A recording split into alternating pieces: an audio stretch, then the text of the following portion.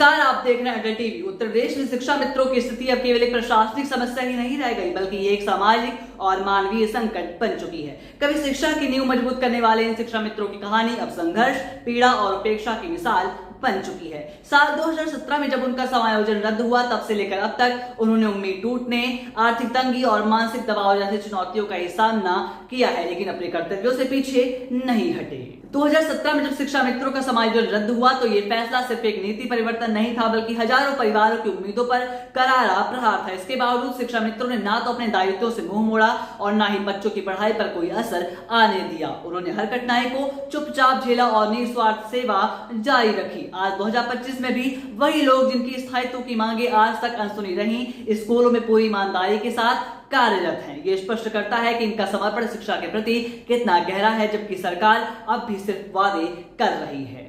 बीते 8 सालों में सरकार का रवैया शिक्षा मित्रों के प्रति लगातार असंवेदनशील बना रहा है। ना तो वेतन बढ़ा, ना ही पद का स्थायित्व मिला और ना ही मान सम्मान मिला। हालत यह है कि 10,000 रुपए के मामूली मानदेय में शिक्षा मित्र मानसिक, सामाजिक और आर्थिक दबाव के बीच सेवा दे रहे हैं। जिस पार्टी ने कभी उन्हें परिवार कहा था, वो सत्ता में आने के बाद उनसे दूरी बनाकर बैठी हुई है। सत्ता बदलते ही वादों का मूल्य शून्य हो गया और शिक्षा मित्र आज भी उसी जगह पर खड़े हैं जहां वो 2017 में आशा की निगाह के साथ खड़े थे।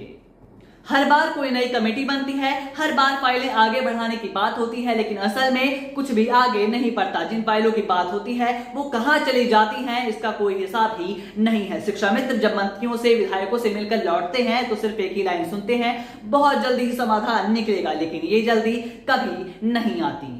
प्रदेश सरकार की ओर से अगर शिक्षा मित्रों को कुछ दिया गया है तो वो है केवल आश्वासन। हर बार यही कहा जाता है कि सरकार आपके मुद्दे को गंभीरता से ले रही है, लेकिन गंभीरता जमीनी हकीकत पर नहीं बदलती। शिक्षा मित्रों के लिए सकारात्मक बदलाव ही नहीं दिखाई देता। जिस ईमानदारी से ये लोग कार्यरत हैं, उसी के विपरीत सरकार का व्यवहार लगातार उपेक्षित रहा है। शिक्षा मित्रों की उम्मीदें हर बार कुचल दी जाती हैं और समाधान का झांसा देकर उन्हें बार बार खाली हाथ लौटा दिया जाता है। आज जरूरत सिर्फ आश्वासन की नहीं, बल्कि ठोस फैसलों की है, जो कि सरकार को समझना चाहिए। शिक्षा मित्रों से जुड़ी मौजूदा स्थिति को और भी ज्यादा बेहतर तरीके से समझने के लिए संगठन के पदाधिकारी सौरभ जी ने क्या कहा है, आप भी सुनिए।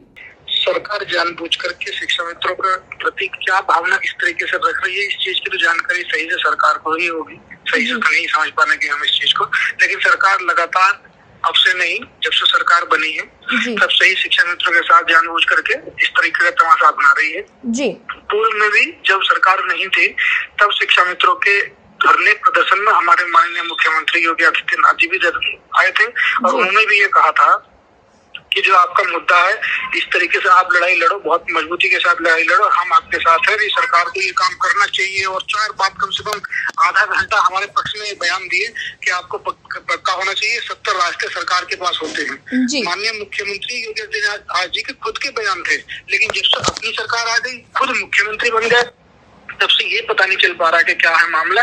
सरकार के खिलाफ भी सरकार हम शिक्षा मित्रों के खिलाफ ही हर कदम पर काम कर रही है, लेकिन शिक्षा मित्रों के साथ कोई भी बात करने के लिए आगे तैयार नहीं है। केवल बात अगर होती है तो बोलते हैं कि संवेदनाएं हमारे साथ है और हम शिक्षा मित्रों की फाइल आगे बढ़ा रहे हैं, ये कर रहे हैं और इस तरीके से अनावश्यक बात करते हैं, लेकिन कोई भी मुद्दा आगे बढ़ करके काम नहीं करती। अनेकों बार ऐसा हुआ है कि कमेटियां बनी है और सरकार के द्वारा जब भी शिक्षा मित्र के पदाधिकारी मिले हैं तो सभी मंत्रियों ने, विधायकों ने वास्तव में ये बात सत्य है कि उन्होंने कहा है कि आपका काम जल्दी होने वाला है, सब काम आगे बढ़ने वाला है, लेकिन समय समय पर जैसे भी आगे बढ़ने की कंडीशन होती है, लास्ट में जाकर के पता चलता है नहीं, वो आपकी फाइल जो किसी कारण रोक दी गई है, लेकिन रोकी नहीं, वो सोची समझी साजिश है और वो इस तरीके से शिक्षा मित्रों के पदाधिकारियों पर गलत तरीके से हस्तक्षेप लगा दें, जिससे शिक्षा मित्र और झूठा उनको करार दे दें, पदाधिकारियों को उनको झूठा करार देने के लिए एक राजनीति सरकार की हो सकती है और सरकार ये चाहती है कि इनमें फूट डालो और राज करो, लेकिन सरकार की मंशा इनको परमानेंट करने की फिलहाल कतई नहीं है। इसमें ये सीधा सरकार की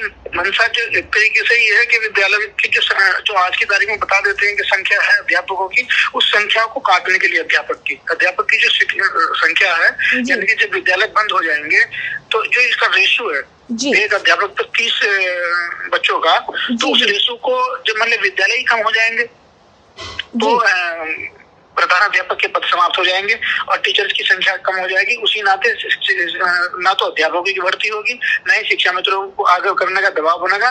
समय समय पर इस तरीके की योजना बनाई जा रही है, ऐसा ना हो कि आने वाले समय में पूरा प्राथमिक बेसिक को लेकर के ये प्राइवेट सेक्टर क्यों ले जाए?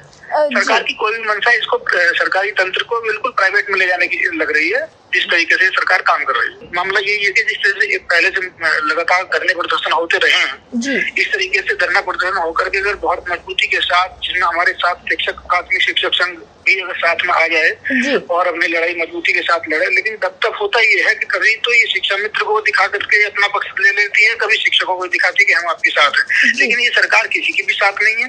कहीं ना कहीं राजनीति खेलती है, सबके साथ शिक्षक और शिक्षा मित्रों को आपस में भिड़वाती है। शिक्षा मित्रों के बीच में भी अनेक प्रकार की जो भ्रांतियां लाती है सरकार, वो भी यही है। कभी बोलती है कि टेट शिक्षा मित्र को रख देंगे, कभी बोलती है कि रेगुलर वाले की समस्या आ जाएगी।